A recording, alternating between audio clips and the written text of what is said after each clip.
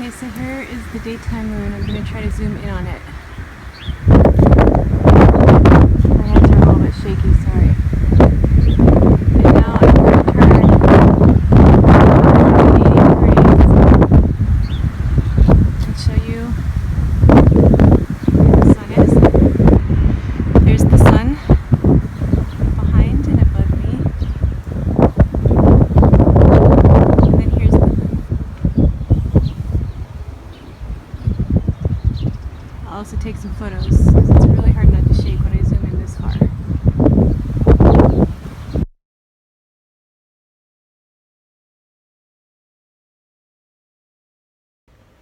Okay, so I'm just going to show you what you just saw using this flashlight and this little round thing, which is just my powder thing, and this ball. Okay, so let's just pretend that this flashlight is the sun, and I'm gonna put it back here, and it is actually up above our heads, right? So there should have been no interference with the earth, no shadow of the earth on the moon. You put the moon up into the sun, you get, the only thing you get is a flat, round, you get the entire ball lit, basically, okay, if the sun is straight on the moon.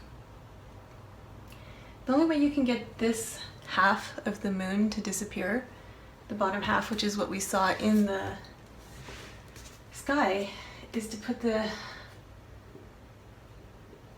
light right here, and now you can see the bottom half of the orb is in shadow. Let's see if I'm getting that into light. And you can actually do this on your own. Get a light and just shine it, and you'll see that the shadow is now down here because the light is sourced from up top and upright. And some people will say like, oh, okay, well this part down here that the moon was in shadow is because of the shadow of the earth, but that doesn't make sense. Okay, so what I've done is just place the sunbeam on the counter here. Now we're going to pretend that this little powder thing is the earth, so it could get, it's round, it could get in front of the moon. Now if this was the shadow, first of all, the earth we're standing on should have been coming straight up under, right? But the moon, we saw the shadow was over here as if the earth was over here. But even still, you can see if the earth is cutting in here and creating a shadow on the moon, the curve of that shadow should be going this direction, not this direction. So if it was the shadow of the earth, we would get a shadow like this on the moon. But instead, the shadow was like, it was like the other direction. So again, we can see that the only way to get the lighting on the top half of the moon and not the other half of the moon, the underneath half, is to have the light directly above and to its right.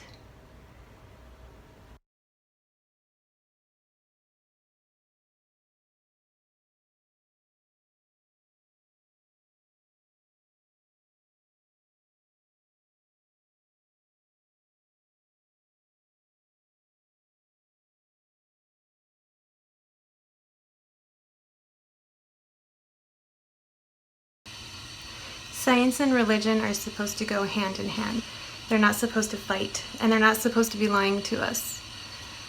Science is here to explain to us how our world works and help us live in it while we're here. Religion is here to help us with our feelings about that and our ethics and morals and what we think about that and our feelings about life and death. In other words, how should we operate in the face of all of these things? Science and religion can hold hands and go hand in hand, but they weren't supposed to hold hands by lying to us.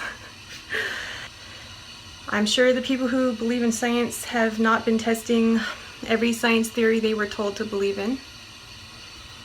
All I can think of to say is let's just keep going. Let's just keep doing the best we can do in life, and as we always do, fix any unintended consequences of our actions and do the best we can. That's all we've ever been able to do, really, right?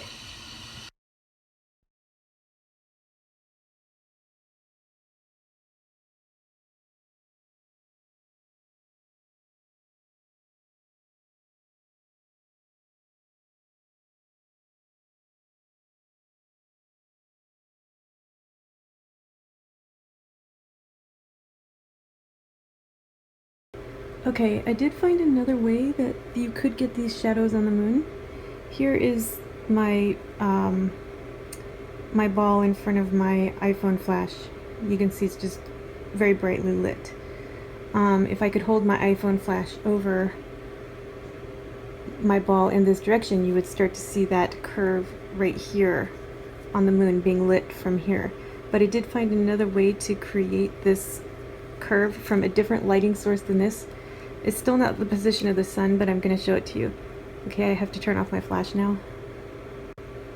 Okay, so I've turned off the flash.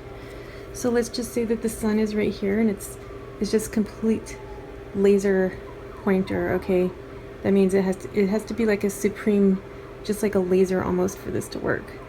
So as we're coming up with the moon, we can see, and it hits, hang on, let me try to do this. As the moon sort of hits into the light beam, it's kind of giving that look as if the top part is lit and the bottom part is not lit, and it's doing the right curve. The sun's position has to be higher in the sky than the moon to do this.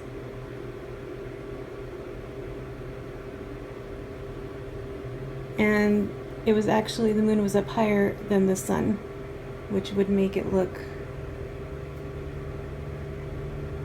more like this, lit from the bottom.